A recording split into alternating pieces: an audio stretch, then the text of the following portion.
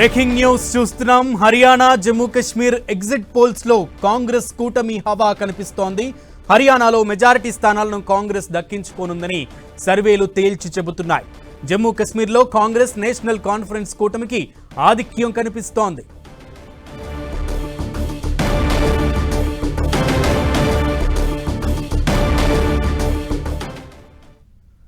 జమ్మూ కశ్మీర్ హర్యానాలో ఎన్నికలు ముగిసిన అనంతరం ఎగ్జిట్ పోల్స్ సర్వేలు అయితే బయటకు వచ్చాయి. ఎగ్జిట్ పోల్స్ సర్వేలు ఏం చెప్తున్నాయంటే రెండు రాష్ట్రాల్లో కూడా కాంగ్రెస్ ఆధిక్యం దిశగా వెళ్తుంది అంటూ కూడా తేల్చి చెప్తున్నాయి. పూర్తి సమాచారం మా ప్రతినిధి గోపి లైవ్ ద్వారా అందిస్తారు. గోపి, ఎగ్జిట్ పోల్స్ ఏం చెప్తున్నాయి? ఎస్ అనిల్, హర్యానా అలాగే జమ్మూ కాశ్మీర్ రెండు రాష్ట్రాల్లో కూడా అసెంబ్లీ ఎన్నికల పోలింగ్ ముగిసింది. రెండు రాష్ట్రాలు కూడా చాలా కీలకం. కేంద్ర ప్రభుత్వ ముఖ్యంగా సార్వత్రిక ఎన్నికల తరువాత బీజేపీ గట్టి పోటీ ఎదుర్కొంటున్న రెండు ప్రధాన రాష్ట్రాల్లో ముఖ్యంగా ఎన్నికల ఫలితాలు అక్టోబర్ 8వ తేదీన వెల్లడి కాబోతున్నాయి. అయితే ఆలోపు ఎగ్జిట్ పోల్ సర్వే సంస్థలు ఎగ్జిట్ పోల్స్ని వెల్లడించడం జరిగింది. ముఖ్యంగా ఎన్నికల పోలింగ్ అనేది ముగియడంతో ఎగ్జిట్ పోల్ సర్వేలు వెల్లడించుకోవచ్చు అని చెప్పి ఎన్నికల సంఘం చెప్పడంతో ఎగ్జిట్ పోల్ అంచనాలు అనేవి రావడం జరిగింది. మెజారిటీ ఎగ్జిట్ పోల్స్ ఇటు జమ్మూ కాశ్మీర్లో ఇటు కాంగ్రెస్ అలాగే నేషనల్ కాన్ఫరెన్స్ కూటమి మెజారిటీ స్థానాలు సాధిస్తుంది, ప్రభుత్వాన్ని ఏర్పాటు చేసే అవకాశాలు ఉన్నాయి అని చెప్పి మెజారిటీ ఎగ్జిట్ పోల్ సర్వేస్ అంచనా వేయడం జరిగింది. ఇటు హర్యానాలో కూడా ఇటు కాంగ్రెస్ ప్రభుత్వం అక్కడ ఏర్పడబోతుంది. ముఖ్యంగా 42 రాష్ట్రాల్లో కూడా 90 అసెంబ్లీ స్థానాలు ఉన్నాయి. సో 46 మ్యాజిక్ ఫిగర్గా ఉంది రెండు రాష్ట్రాల్లో కూడా. సో జమ్మూ కాశ్మీర్లో ప్రధానంగా చూసుకున్నట్లయితే కనుక ఇటు national conference Jammu Kashmir and Congress కలిపి 46 నుంచి 50 స్థానాల్లో విజయం సాధిస్తుందని చెప్పి మెజార్టీ ఎగ్జిట్ పోల్ సర్వే సంస్థలు అంచనా వేయడం జరిగింది. ఇటు హర్యానాలో ఇక్కడ కూడా 46 మ్యాజిక్ ఫిగర్గా ఉంది. సో ఇక్కడ సింగిల్ లార్జెస్ట్ పార్టీగా కాంగ్రెస్ పార్టీ విజయం సాధించే అవకాశం ఉంది.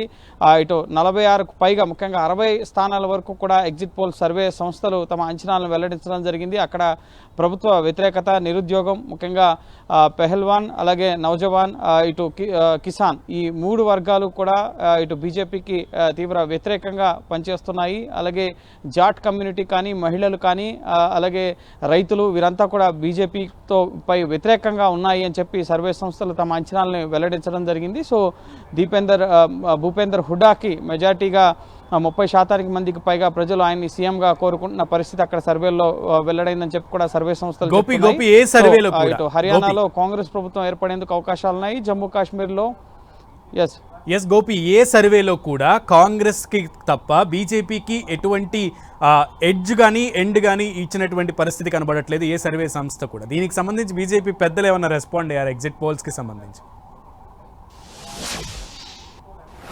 ఎస్, ఎగ్జాక్ట్ పోల్స్ అక్టోబర్ 8న విడుదలవుతాయి. ఎగ్జిట్ పోల్స్ అంచనాలన్నీ కూడా ఇదే విధంగా ఉంటాయని చెప్పి బీజేపీ నేతలు స్పందిస్తున్న పరిస్థితి ఉంది. ఎప్పుడు కూడా ముఖ్యంగా రాజకీయ పార్టీలు ఎగ్జిట్ పోల్స్కి సంబంధించి అంతగా ప్రాధాన్యతను కనపరచవు. ఎందుకంటే ప్రజల మూడ్ ఎలా ఉంది అనేది తెలుసుకునేందుకు సర్వే సంస్థలు ప్రయత్నాలు చేస్తుంటాయి. అందులో కొన్ని సర్వే సంస్థలు సఫలమవుతుంటాయి. తర్వాత తుది ఫలితం వచ్చిన తర్వాత ఎగ్జాక్ట్ పోల్ ఏ విధంగా ఉంటుందని తెలిసిన తర్వాతనే ఆ సర్వే సంస్థ ఎంత పర్టికులర్ అంశాలపైన ముఖ్యంగా గట్టిగా సర్వే నిర్వహించిందన్న విషయాలు ముఖ్యంగా వాస్తవ ఫలితాలకి ముఖ్యంగా దగ్గరగా సర్వే నిర్వహించామని చెప్పి చెప్పుకోవడం జరుగుతుంది. సో ప్రస్తుతానికైతే బీజేపీ ఖచ్చితంగా తాము ధీమానైతే వ్యక్తం చేస్తున్నారు. అక్కడ మేము చేసిన అభివృద్ధికి ప్రజలు పట్టం కడతారు. ఇటు హర్యానాలో కానీ జమ్మూ కాశ్మీర్లో కానీ డెవలప్మెంట్ యాక్టివిటీస్ని ముమ్మరంగా నిర్వహించాం. ప్రజల సంక్షేమం కోసం అనేక రకాల కార్యక్రమాలు చేపట్టాం. అలాగే భవిష్యత్తులో కూడా అనేక సంక్షేమ పథకాలు అందిస్తామని చెప్పి అష్యూరెన్స్ ఇచ్చాం ప్రజలకి అని చెప్పి. సో ఖచ్చితంగా మంచి ఫలితాలను సాధిస్తామని చెప్పి బీజేపీ ధీమాగా ఉంది. కానీ కాంగ్రెస్ ముఖ్యంగా సార్వత్రిక ఎన్నికల తరువాత ముఖ్యంగా ప్రభుత్వ వ్యతిరేకతను ఈ రెండు రాష్ట్రాల్లో కూడా 2018లో పీడీపీ అలాగే బీజేపీ కలిసి అక్కడ ప్రభుత్వంలో ఉన్న సమయంలోనే రాష్ట్రపతి పాలన రావడం జరిగింది. అలాగే ఆర్టికల్ 317 2019లో తొలగించారు. సో ఆ తర్వాత 10 ఏళ్ల తర్వాత జరిగిన ఎన్నికలు కాబట్టి సో ఖచ్చితంగా అక్కడ ప్రజలు ముఖ్యంగా మార్పు కోరుకుంటున్నారు. స్టేట్ హుడ్ కావాలని చెప్పి గట్టి డిమాండ్ ఉంది. రాష్ట్రాన్ని విభజించడం అలాగే ఆర్టికల్ 370ని తొలగించడం అంశాలపైనే ప్రధానంగా ఇటు కాంగ్రెస్ కానీ పూర్తి స్థాయిలో ప్రచారాన్ని నేషనల్ కాన్ఫరెన్స్ కానీ నిర్వహించడం జరిగింది. రాష్ట్ర స్థాయిని రిట్రీవ్ చేస్తామని చెప్పి అలాగే అనేక సంక్షేమ హామీలను కూడా కాంగ్రెస్ అలాగే ఎన్సీ అక్కడ ఇవ్వడం జరిగింది. సో బీజేపీ కూడా రాష్ట్ర హోదా పునరుద్ధరిస్తామని చెప్పి అలాగే అభివృద్ధికి కుటుంబ వారసత్వ రాజకీయాలకి దూరంగా ఉండాలన్న అంశాలను కూడా ప్రజల్లోకి తీసుకెళ్లడం జరిగింది. నిరుద్యోగ రేటు తగ్గింది, ఉగ్రవాదం తగ్గింది, అలాగే డెవలప్మెంటల్ యాక్టివిటీస్ టూరిజం పెరిగింది, అలాగే ఎకానమీ రివైవ్ అవుతుంది జమ్మూ కాశ్మీర్లో అన్న అంశాలను కూడా బలంగా అక్కడ తీసుకెళ్లడం జరిగింది.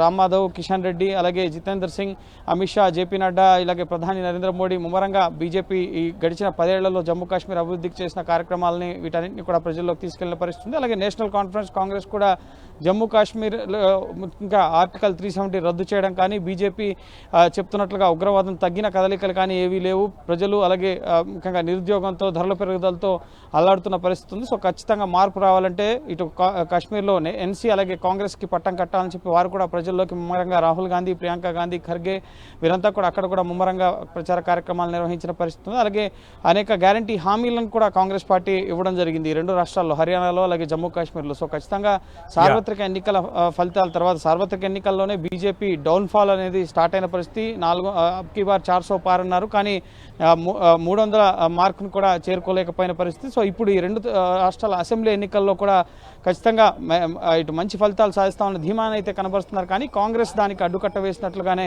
కనిపిస్తోంది. ఎందుకంటే ఇటు హర్యానాలో అన్ని ఎగ్జిట్ పోల్ సర్వేస్ అంచనాలు కూడా హర్యానాలో ఖచ్చితంగా కాంగ్రెస్ ప్రభుత్వం ఏర్పడబోతుందన్న సర్వే అంచనాలను వెల్లడించడం జరిగింది. ఇటు జమ్మూ కాశ్మీర్లో కూడా ఎన్సీ కాంగ్రెసే అక్కడ ప్రభుత్వాలను ఏర్పాటు చేస్తాయన్న విషయాలను వెల్లడిస్తున్న పరిస్థితి. ప్రధానంగా హర్యానాలో చూసుకున్నట్లయితే కనుక యాంటీ ఇన్కంబెన్సీ 2 టర్మ్స్ అక్కడ బీజేపీ ప్రభుత్వం ఉన్న పరిస్థితి. ముఖ్యమంత్రిని మార్చినా కూడా పరిస్థితిలో మార్పు లేని పరిస్థితి ఉంది. ఇటు పహల్వాన్లు అలాగే నవజవాన్ యువత, ఇటు రైతు ఉద్యమం, అలాగే ఇటు వినేష్ పోగాట్ యొక్క మహిళా రెజ్లర్ల ఉద్యమం కానీ అక్కడ నిరుద్యోగం పెరగడం, గ్రామీణ ప్రాంతాల్లో అభివృద్ధి లేకపోవడం, అలాగే ధరలు పెరగడం, ఇటువంటి అనేక అంశాలు ముఖ్యంగా ఇటు బీజేపీలో ఉన్న రెబల్ క్యాండిడేట్స్ కూడా బీజేపీకి నష్టం చేసే అవకాశం ఉందని చెప్పి సర్వే సంస్థలు చెప్తున్నాయి. వాళ్ళు ఆఖరి నిమిషంలో కాంగ్రెస్ పార్టీలోకి షిఫ్ట్ అయిన పరిస్థితి. సో ఈ విధంగా అనేక అంశాలు ముఖ్యంగా ఇటు కుల రాజకీయాలకు సంబంధించి ముఖ్యంగా జాట్లు అలాగే రైతులు ఈ కమ్యూనిటీస్కి సంబంధించి మెజారిటీ కమ్యూనిటీస్ అన్నీ కూడా ఇటు కాంగ్రెస్ వైపు చూస్తున్నాయని చెప్పి సర్వే సంస్థలు చెప్తున్నాయి. అలాగే ఓబీసీలు, బ్రాహ్మిన్స్, అలాగే అర్బన్ పీపుల్ మాత్రం బీజేపీ వైపు ఉండే అవకాశం ఉంది. యాదవ్ కమ్యూనిటీస్, ఇటువంటి కొన్ని కమ్యూనిటీస్ ఇటు బీజేపీకి మొగ్గు చూపే అవకాశం ఉందని చెప్తున్నారు. సో ఎక్కడ కూడా మ్యాజిక్ ఫిగర్కి దగ్గరలో అంటే 46 స్థానాలు రీచ్ అయ్యే స్థితిలో కూడా ప్రస్తుతం బీజేపీ ఎగ్జిట్ పోల్ అంచనాలను అయితే రీచ్ కాలేకపోయింది. కానీ ప్రజలు ఏ పార్టీకి ఓటు వేశారు, ఎంతవరకు ఎగ్జిట్ పోల్స్ ఎగ్జాక్ట్ పోల్స్ అవుతాయి అనేది మాత్రం అక్టోబర్ 8వ తేదీన కౌంటింగ్ సందర్భంగానే మనకు తెలిసే అవకాశం ఉంది. సో అయితే ఏ పార్టీకి ప్రజలు ఓటు వేశారు అనడానికి, అలాగే ఎందుకు బీజేపీకి వేయలేదు అనడానికి కూడా అనేక విశ్లేషణలు అయితే వినిపిస్తున్నాయి. సునీల్, ఎస్ గోపి, అయితే హర్యానాలో కనీసం ఉనికి చాటుకుందాం, మేము ఉన్నాం అని చాటుకుందాం అని ఇండి నుంచి బయటకు వచ్చినటువంటి ఆప్ పరిస్థితి ఎగ్జిట్ పోల్స్ చూస్తుంటే తారుమారైనటువంటి పరిస్థితి కనబడుతోంది. సో ఆప్ పరిస్థితి గురించి ఎగ్జిట్ పోల్స్ ఏం చెప్తున్నాయి హర్యానాలో?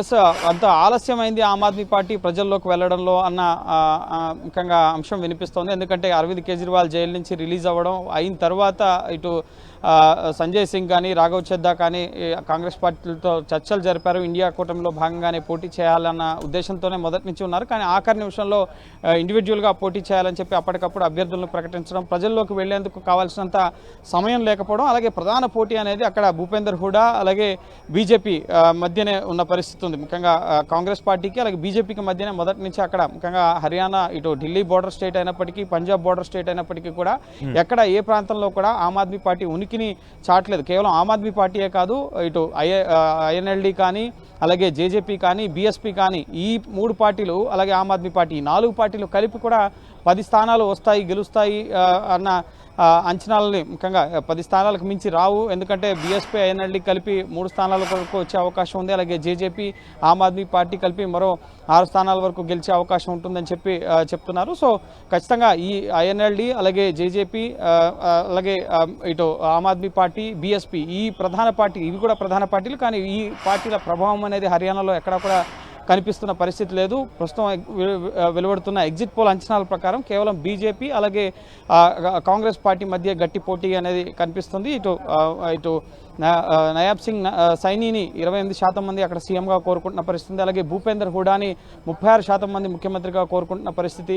అలాగే కుమారి షెల్జానికి కూడా 10% పీపుల్ అక్కడ ముఖ్యమంత్రిగా కోరుకుంటున్న పరిస్థితి ఉంది. అలాగే మనోహర్ లాల్ ఖట్టర్ మాజీ ముఖ్యమంత్రి పట్ల తీవ్ర వ్యతిరేకత ఉంది. సో ఆయన ఎవరు కూడా మళ్ళీ ముఖ్యమంత్రిగా చూడాలనుకోవడం లేదు. సో ఇటువంటి అంశాలు ముఖ్యంగా ప్రజల్లో ముఖ్యంగా బీజేపీ చాలా వ్యతిరేకతను మూటగట్టుకున్నట్లుగా సర్వే అంచనాలు వెల్లడిస్తున్న పరిస్థితి. ఎందుకంటే నిరుద్యోగ రేటు పెరగడం కానీ, అభివృద్ధికి సంబంధించిన అంశాలు కానీ, అలాగే రైతుల ఆందోళన, ఇటు హర్యానాలోనే ఎక్కువ మంది ఢిల్లీ సరిహద్దుల్లో ఆందోళన చేసిన రైతులు, హర్యానా నుంచి వచ్చిన రైతులు కూడా ఉన్నారు. అలాగే పహన్వాల్ అంశం, వినేష్ ఫోగాట్ కూడా ఎలక్షన్స్లో పోటీ చేసిన పరిస్థితి.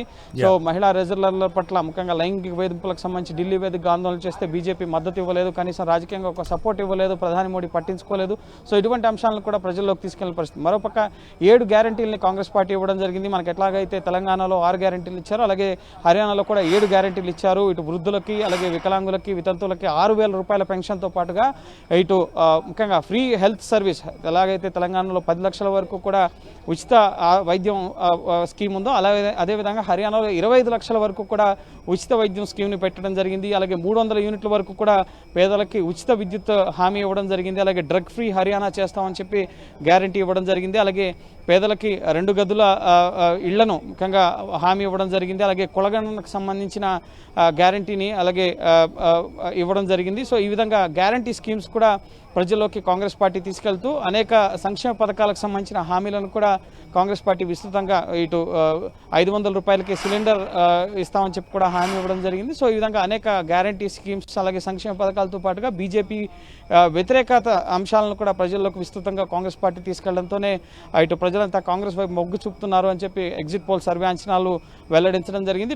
ఇటు బీజేపీ కూడా 2 రాష్ట్రాల్లో జమ్మూ కాశ్మీర్, హర్యానాలో అభివృద్ధికి సంబంధించిన అజెండా అంశాలని ఇటు విస్తృతంగా ప్రజల్లోకి తీసుకెళ్లారు. జమ్మూ కాశ్మీర్లో ఆర్టికల్ 370 రద్దు తర్వాత ఎటువంటి పరిస్థితులు ఉన్నాయి, డెవలప్మెంట్ యాక్టివిటీస్ ముఖ్యంగా టూరిజం కానీ, ఇటు ఎకానమీ పెంచడం కానీ, సినిమా హాల్స్ కానీ, రోడ్లు ఇన్ఫ్రాస్ట్రక్చర్ని డెవలప్ చేయడం కానీ, స్కూల్స్ మెరుగుపరచడం కానీ, ఈ విధంగా అనేక హామీల్ని ఇటు బీజేపీ కూడా జమ్మూ కాశ్మీర్లో వాళ్ళు చేసిన డెవలప్మెంట్ యాక్టివిటీస్ని హర్యానాలోనూ అలాగే జమ్మూ కాశ్మీర్లో కూడా ప్రజల్లోకి తీసుకెళ్లారు. కానీ కొంత సార్వత్రిక ఎన్నికల తర్వాత బీజేపీ డౌన్ఫాల్ ఈ 2 స్టేట్స్ నుంచి స్టార్ట్ అవుతుందా అన్న ఒక చర్చ అయితే ఈ ఎగ్జిట్ పోల్స్ ఎంతవరకు ఎగ్జాక్ట్ పోల్స్ అవుతాయనేది. ఎగ్జాక్ట్లీ గోపి, ఎందుకంటే జమ్మూ కాశ్మీర్లో మీరు అన్నట్లుగా 10 ఏళ్లుగా ఎన్నికలు జరగలేదు. అసలు జమ్మూ కాశ్మీరం ఏమనుకుంటుంది, కాశ్మీరం పీపుల్ ఏమనుకుంటున్నారు అనేది దేశం అంతా కూడా ఆసక్తిగా ఎదురు చూస్తుంది. ఆర్టికల్ 370కి సంబంధించి అలాగే స్టేట్ హుడ్ ఎత్తేయడానికి సంబంధించి పీపుల్ ఏమనుకుంటున్నారు, జమ్మూ కాశ్మీరీలు అసలు ఏం కోరుకుంటున్నారు అనే దానికి సంబంధించే ఈ రిజల్ట్ని మనం ఎక్స్పెక్ట్ చేయొచ్చు. ఇప్పుడు ఎగ్జిట్ పోల్స్ కనుక ఎగ్జాక్ట్ పోల్స్ అయితే పరిస్థితి ఏ విధంగా ఉంటుంది జమ్మూ కాశ్మీర్లో? ఎస్, ఖచ్చితంగా ఎన్సీ అలాగే కాంగ్రెస్ అక్కడ ఒకవేళ ప్రభుత్వాన్ని ఏర్పాటు చేస్తే మళ్ళీ ఆర్టికల్ 370ని రివైవ్ చేస్తారా అన్నది ఒక పెద్ద క్వశ్చన్ మార్క్గా ఉంది. ఆర్టికల్ 370 రద్దును ఇటు కేంద్ర ప్రభుత్వం ఇటు సుప్రీంకోర్టు కూడా సమర్థించిన పరిస్థితి. రాజ్యాంగబద్ధంగానే అక్కడ ఆర్టికల్ 370 రద్దయిందన్న విషయాన్ని సుప్రీంకోర్టు కూడా ధృవీకరించడం జరిగింది. సో ఆ అంశం పైన కాంగ్రెస్ అలాగే ఎన్సీ ఎటువంటి స్టాండ్ తీసుకుంటాయనేది భవిష్యత్తులో ఒకవేళ వాళ్ళు గెలిస్తే ఏ విధంగా వ్యవహరిస్తారనేది మనం వేచి చూడాల్సి ఉంటుంది. కానీ జమ్మూ కాశ్మీర్లో ప్రధానంగా 10 ఏళ్ల తర్వాత జరిగిన ఎన్నికలు, ఆర్టికల్ 370 రద్దు తర్వాత అనేక ఆందోళనల తర్వాత ముఖ్యంగా అంతకుముందు రాష్ట్రంగా ఉండి ఇప్పుడు లడాక్ యూనియన్ టెరిటరీ అయిపోయిన పరిస్థితి, జమ్మూ కాశ్మీర్ కేంద్రపాలిత ప్రాంతంగా ఉండిపోయిన పరిస్థితి ఉంది. కాబట్టి సో అక్కడ మెజారిటీ ప్రజలు కేంద్రపాలిత ప్రాంతంగా ఉండేందుకు ఇష్టపడడం లేదు, పూర్తి స్థాయి రాష్ట్ర హోదాను కోరుతున్నారు. అలాగే సో ముఖ్యంగా పరిపాలన పూర్తి స్థాయిలో రాష్ట్ర ప్రభుత్వం చేతిలో ఉండాలని చెప్పి కూడా అక్కడ కోరుకుంటున్న పరిస్థితి ఉంది. కాబట్టి సో ఖచ్చితంగా ప్రజలు రాష్ట్ర హోదా కల్పిస్తాం, 2 పార్టీలు కూడా హామీ ఇచ్చాయి. ఇటు సుప్రీంకోర్టు కూడా ఇటు రాష్ట్ర హోదా రివైవ్ చేయాలని చెప్పి అలాగే ఎన్నికలు నిర్వహించాలని చెప్పి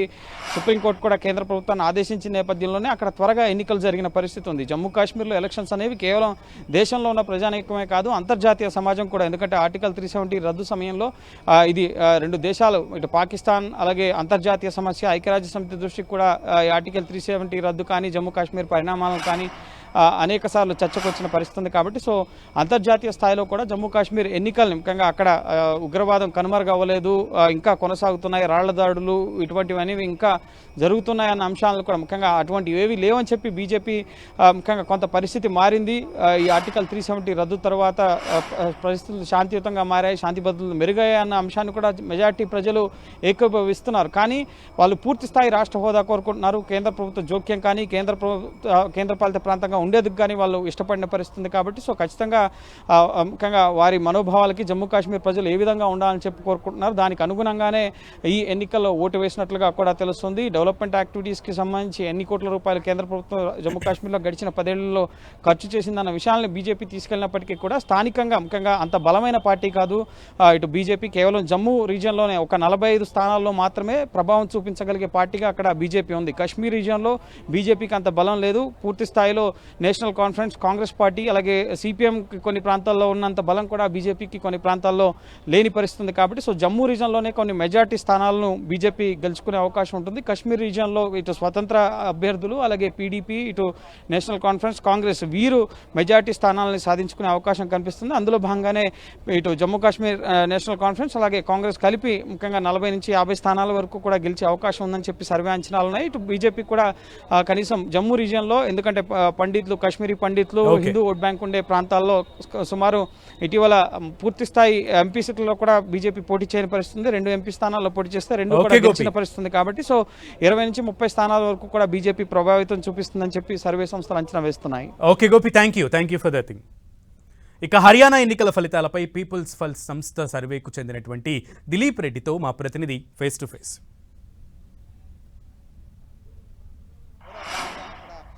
ప్రచార కార్యక్రమాలు కానీ ఖచ్చితంగా మేము అధికారంలోకి వస్తామన్న ధీమాని కానీ కాంగ్రెస్ పార్టీ వ్యక్తం చేస్తుంది. ఇటు బీజేపీ కూడా వరుసగా 3వసారి అక్కడ అధికారాన్ని ఏర్పాటు చేస్తామన్న ధీమాతో ఉంది. ఈ నేపథ్యంలో అక్కడ ఎటువంటి అంశాలు ప్రభావితం చూపాయి ఓటర్లని, అలాగే ఎవరక్కడ గెలవబోతున్నారు అన్న అంశానికి సంబంధించి మనతో పాటు ముఖ్యంగా సర్వే సంస్థ పీపుల్ పల్స్కి సంబంధించి దిలీప్ రెడ్డి గారు ఉన్నారు. ఇటు జమ్మూ కాశ్మీర్ అలాగే హర్యానా ఈ 2 రాష్ట్రాల్లో కూడా పోల్ సర్వేస్ని వాళ్ళు అక్కడ నిర్వహించడం జరిగింది. దిలీప్ రెడ్డి గారు, ఎటువంటి అంచనాలని వెల్లడిస్తున్నాయి మీ సర్వేలు జమ్మూ కాశ్మీర్లో కానీ ఇటు హర్యానాలో కానీ? ఎందుకంటే సార్వత్రిక ఎన్నికల తర్వాత, లోక్సభ ఎన్నికల తర్వాత జరుగుతున్న కీ ఎలక్షన్స్ ఈ 2 స్టేట్స్లో కూడా చాలా కీ ఇష్యూస్ ఉన్నాయి కాబట్టి సో ఎట్లా ఉంది జమ్మూ కాశ్మీర్లో? మొదటగా జమ్మూ కాశ్మీర్లో ఎటువంటి పరిస్థితులను గమనించారు? అక్కడ ఎవరు అధికారంలోకి రాబోతున్నారు? జమ్మూ కాశ్మీర్లో 90 అసెంబ్లీ స్థానాలు ఉంటే ఎవరికి కూడా ప్రభుత్వం ఏర్పాటుకు అవసరమైన మ్యాజిక్ నెంబర్ 46 స్థానాలు ఏ ఒక్క పార్టీకి సొంతంగా వచ్చే పరిస్థితి కనబడట్లేదు. అక్కడ స్ప్లిట్ వెరిడిక్ట్ వస్తుంది. కానీ స్ప్లిట్ వెరిడిక్ట్లో కూడా కాంగ్రెస్, మీరు ఇందాక చెప్పినట్టుగానే కాంగ్రెస్ అండ్ ఎన్సీ కలిసి పోటీ చేసినాయి. 90 స్థానాలకి వాళ్ళు 51 స్థానాల్లో ఎన్సీ కంటెస్ట్ చేస్తే 32 స్థానాల్లో కాంగ్రెస్ కంటెస్ట్ చేసింది. ఒక 5 చోట్ల ఫ్రెండ్లీ కంటెస్ట్ కూడా చేసినారు. వాళ్ళకి ఇద్దరికి కలిపి వాళ్ళకు 46 నుంచి 50 స్థానాల వరకు, అంటే దే కెన్ ఫామ్ గవర్నమెంట్ అనే నంబర్లు వాళ్ళకు వస్తే 23 నుంచి 27, 23 నుంచి 27 స్థానాలు భారతీయ జనతా పార్టీకి వచ్చే అవకాశం ఉంది. వాళ్ళు భారతీయ జనతా పార్టీ జమ్మూలోనే ఎక్కువ వాళ్ళకి ప్రిడామినెన్స్ జమ్మూలో ఉంది. కాశ్మీర్లో వాళ్ళకి పెద్దగా లేదు. మొన్న పార్లమెంట్ ఎలక్షన్స్లో కూడా 3 పార్లమెంట్ స్థానాల్లో వాళ్ళు కంటెస్ట్ కూడా చేయలేదు. జమ్మూ 2 చోట్ల కంటెస్ట్ చేసి 2 చోట్ల గెలిచినారు. శ్రీనగర్ ప్రాంతంలో ఉన్న 3 పార్లమెంట్లలో ఎన్సీ 2 గెలిస్తే 1 ఇండిపెండెంట్ గెలిచినాడు. అక్కడ ఉమర్ ఫరూకే ఓడిపోయినాడు. కానీ ఇప్పుడు భారతీయ జనతా పార్టీ జమ్మూలో కూడా అంత ఈజీ కండిషన్స్ వల్ల లేకుండినాయి. 370 ఎత్తివేతని వాళ్ళు సమర్థించుకుంటున్నారు. వాళ్ళు పొలిటికల్ డెసిషన్ కరెక్ట్ అని సుప్రీంకోర్టు న్యాయస్థానంలో దాన్ని ధృవీకరించిన పబ్లిక్ స్పెక్ట్రంలో కూడా నిరూపించుకోవాలని భారతీయ జనతా పార్టీ ట్రై చేసింది. కానీ వాళ్ళకి అంత ఆశా వాతావరణం అయితే మేము జరిపిన ఎగ్జిట్ పోల్ అంటే పోస్ట్ పోల్ సర్వే చెప్పాము మేము 25 కాన్స్టిట్యున్సీ పార్టీల ముఖ్యంగా జాతీయ స్థాయిలో ఉన్న గుర్తింపు, మోడీ వేవ్, రాహుల్ గాంధీ, సో ఈ ఇంపాక్ట్స్ అనేవి ముఖ్యంగా బీజేపీకి ఏమాత్రం ప్రెస్ చేయలేదంటారు? బీజేపీ విషయంలో బీజేపీకి మీరు అన్నట్టుగానే ప్రతిసారి ఎలక్షన్ ముందట 2 పార్టీలు కూడా బలంగా హామీలు ఇస్తాయి. ఆ హామీలను బట్టి చూస్తే హామీల ఆధారంగానే మనం గెలుపోవటంలో నిర్ణయించలేం. వాటిని ప్రజలు ఎంతవరకు విశ్వసించినారు, ఆ మాటలను ఎంత నమ్మినారు అనే క్రెడిబిలిటీ ఆస్పెక్ట్ని బట్టే వాళ్ళకి ఓటు షేర్ వస్తుంది. అట్లా చూసినప్పుడు భారతీయ జనతా పార్టీ అభివృద్ధి గురించి చెప్తుంది. వాళ్ళు విమర్శలు వచ్చినప్పుడు కట్టర్ను మార్చి ఇంకొక ముఖ్యమంత్రిని కూడా పెట్టుకున్నారు. సైన్ పెట్టుకున్న తర్వాత భారతీయ జనతా పార్టీ హోప్స్ అన్ని ఓబీసీస్ మీద ఉన్నది, which is the big percentage of vote. But at the same time 20% vote share ఉన్నటువంటి దళిత్స్లో కూడా ఒక రకమైన వ్యతిరేకత ఏర్పడడం వల్ల వాళ్ళు కాంగ్రెస్ వైపు మొగ్గడం అనేది ప్రీవియస్ పార్లమెంట్ ఎలక్షన్స్లో కనబడింది.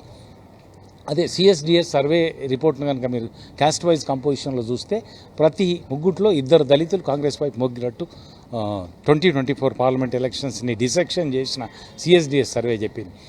అది ఇంకా ఆ వైపే సాగింది కనుక కొన్ని సెక్షన్స్ లైక్ బ్రాహ్మిన్స్ కానివ్వండి, లేకుంటే క్షత్రియాస్ కానివ్వండి, గుజ్జర్స్ కానివ్వండి, కొంత సమ్ సెక్షన్ ఆఫ్ పంజాబీస్ కానివ్వండి, Yadavs major section of Yadavs కానీ బీజేపీకి అనుకూలంగా ఉన్నారు.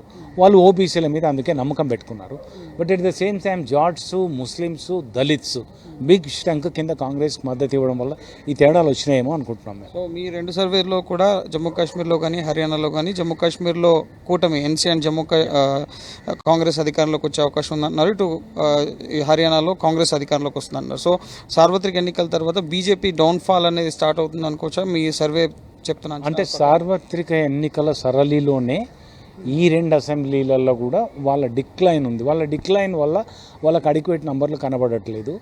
అదర్ సైడ్ కాంగ్రెస్ రేజ్ అయింది ఒక చోట కాంగ్రెస్ కంటే ఎన్సీ బిగ్ పార్ట్నర్ అక్కడ జమ్మూ కాశ్మీర్లో వాళ్ళు రేజ్ అయినారు. వాళ్ళు రేజ్ అవ్వడానికి అక్కడ బీజేపీ గవర్నమెంట్ 2014 నుంచి 18లో కొలాప్స్ అయ్యే వరకు BJP with the support of PDP they run government.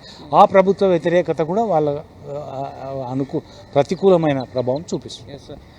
Thank you sir. ఇది ముఖ్యంగా ఈ 2 ఇటు కాంగ్రెస్కి గెలుపు అవకాశాలు, ఇటు జమ్మూ కాశ్మీర్లో కాశ్మీర్ నేషనల్ కాన్ఫరెన్స్ అలాగే కాంగ్రెస్ కూటమిగా అక్కడ పోటీ చేయడం జరిగింది. ఇక్కడ ఈ 2 పార్టీలు కూడా కలిసి ప్రభుత్వాన్ని ఏర్పాటు చేసే అవకాశాలు ఉన్నాయని చెప్పి పీపుల్స్ పల్స్ సర్వే సంస్థ చెప్తులో కూడా ఇటు 50కి పైగా స్థానాల్లో ముఖ్యంగా 45 నుంచి 51 స్థానాల వరకు కూడా కాంగ్రెస్ పార్టీ గెలిచే అవకాశం ఉందని చెప్తున్నారు. సో ఓవరాల్గా ఈ 2 రాష్ట్రాల్లో కూడా కాంగ్రెస్ వేవ్ కనబడిచే అవకాశం ఉందని చెప్పి పీపుల్స్ పల్స్ సర్వే సంస్థ చెప్తుంది. అలాగే మిగతా సర్వే సంస్థలు కూడా ఇదే రకమైన అంచనాలని మెజార్టీగా వెలువరించడం జరిగింది. సో చూడాలి ఎగ్జిట్ పోల్ అంచనాలు ఎంతవరకు ఎగ్జాక్ట్ పోల్ అవుతాయనేది అక్టోబర్ 8వ తేదీన తెలియబోతున్న పరిస్థితి. సో ప్రజలు ముఖ్యంగా ఎవరికి పట్టం కట్టబోతున్నారు, ప్రజలు నిజంగా మార్పు కోరుకుంటున్నారా? ఈ 2 రాష్ట్రాల్లో ముఖ్యంగా రాష్ట్ర హోదా అంశం ఒకటి కీలకంగా ఉంది. ఆర్టికల్ 370 రద్దు తర్వాత జరుగుతున్న కీలక ఎన్నికలు జమ్మూ కాశ్మీర్లో అయితే, ఇటు హర్యానాలో 2 టర్మ్స్గా బీజేపీ ప్రభుత్వ పాలన, అలాగే రైతులు, యువత, ఇటు మహిళలు, నిరుద్యోగ సమస్య, ఈ విధంగా అనేక అంశాలపైన హర్యానా ప్రజలు కూడా మార్పు కోరుకుంటున్న పరిస్థితి కనిపిస్తుందని చెప్పి పీపుల్స్ సర్వే సంస్థ చెప్తుంది. సో చూడాలి ఎవరు ఎక్కడ గెలుపొందుతారనేది అక్టోబర్ 8వ తేదీన ఓట్ల లెక్కింపు సందర్భంగానే తుది ఫలితం అనేది వచ్చే అవకాశం ఉంటుంది. సంజయ్తో గోపికృష్ణ, 10 TV, న్యూఢిల్లీ.